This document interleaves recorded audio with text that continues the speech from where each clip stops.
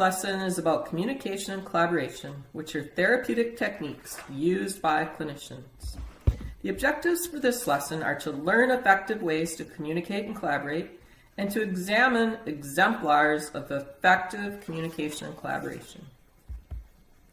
Communication is commonly defined as the imparting or interchange of thoughts, opinions, or information by speech, writing, or signs, an act or instance of transmitting, and a process by which information is exchanged between individuals through a common system of symbols, signs, or behavior.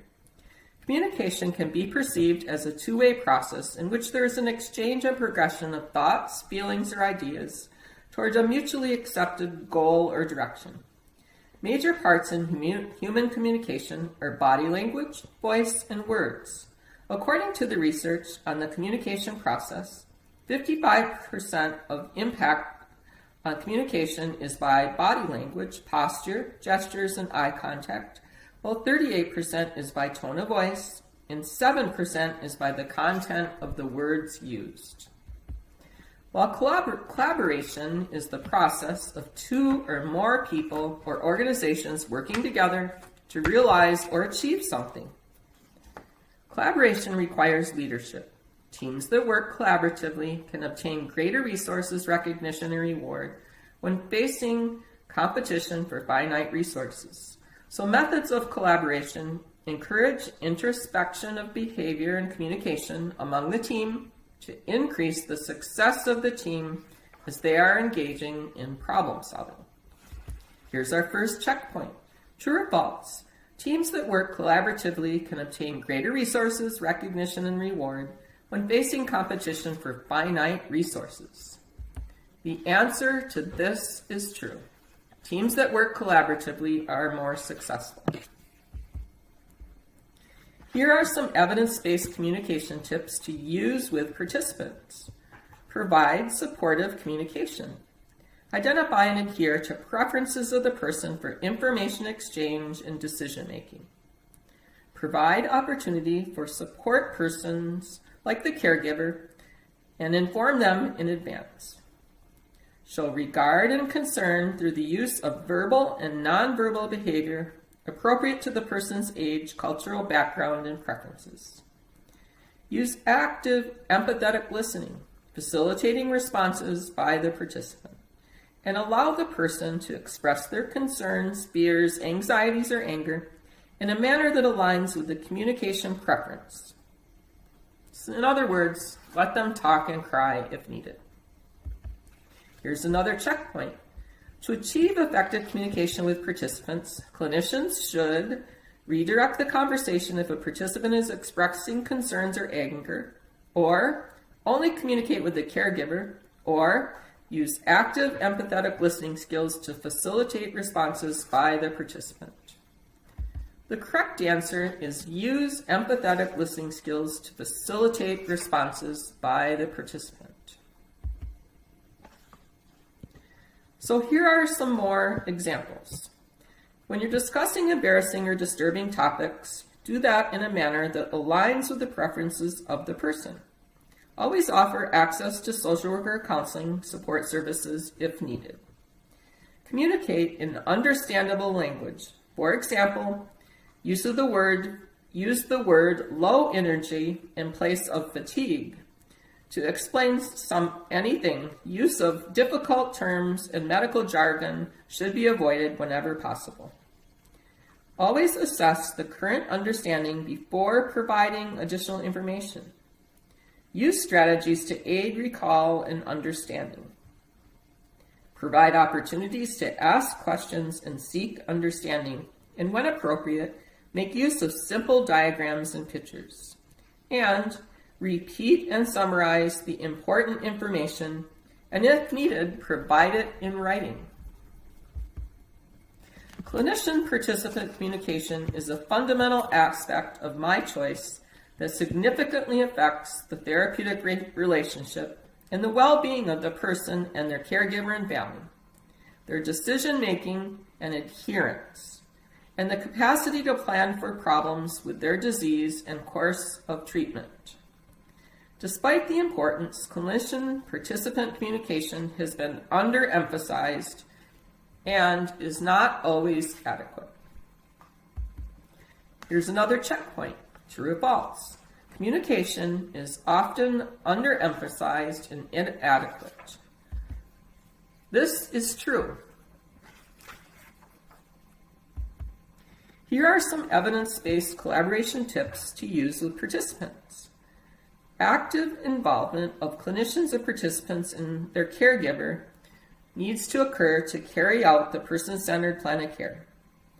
All parties need to recognize and value their interdependent relationship among the team. So characteristics of those who collaborate include voluntary participation, having mutual values and goals, and shared responsibilities, resources, and accountabilities.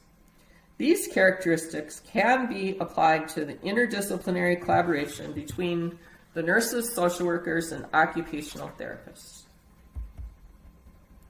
As you all know, there are several challenging participants in the My Choice program, which leaves us with the question of how to overcome communication or collaboration issues. Here are some examples of challenging participants and how to effectively interact with them. The participant appears to have tried all strategies and indicates they have no difficulties and do not need help. What does the clinician do? Ask the participant to describe the strategies they used and why they think they did not work, and how they identified these strategies. Probe and troubleshoot the participants' areas of concern to find out more about their values and lifestyles. For differences in the participant and clinician perspective, focus on concrete short-term goals such as, what would you like to be able to do more easily next week? And provide alternative strategies to those that appear appropriate for the situation, if the participant's willing.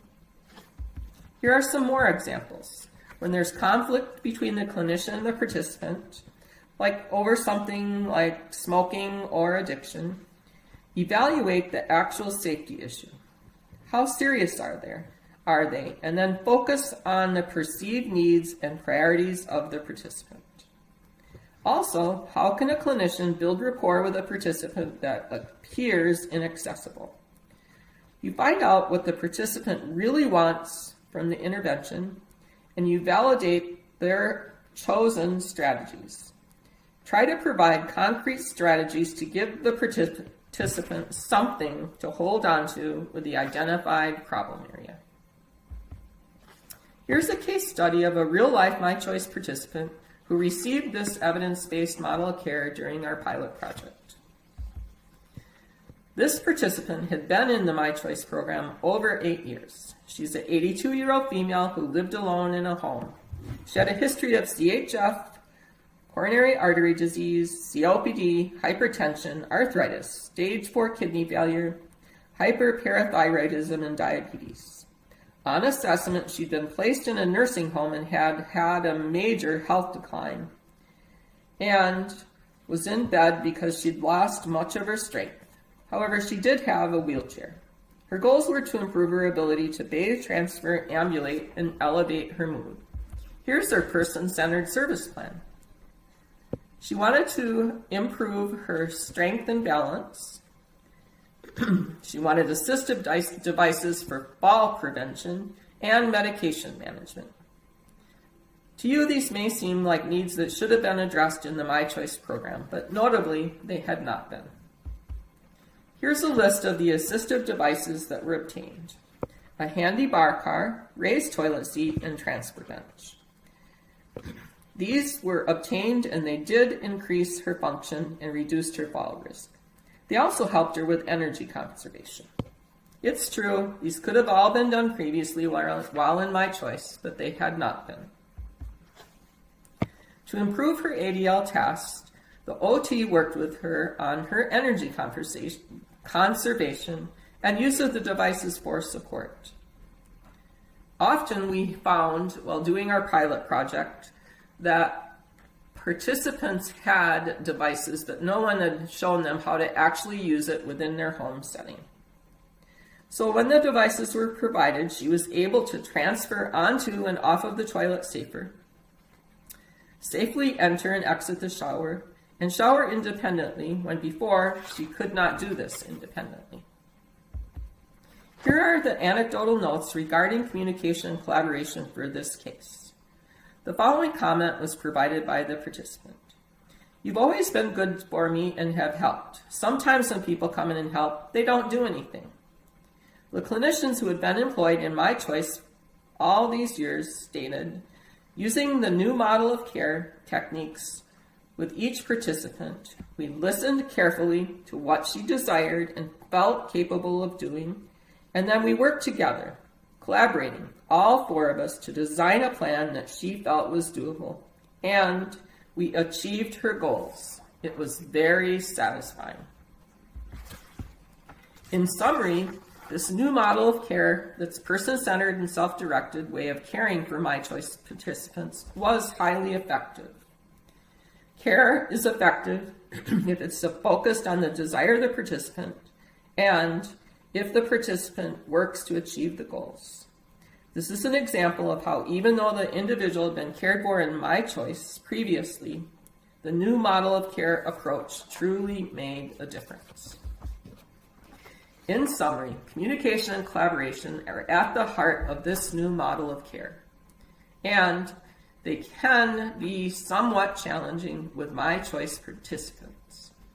But use of these evidence-based strategies can enhance communication and collaboration techniques with the participants and improve interdisciplinary care.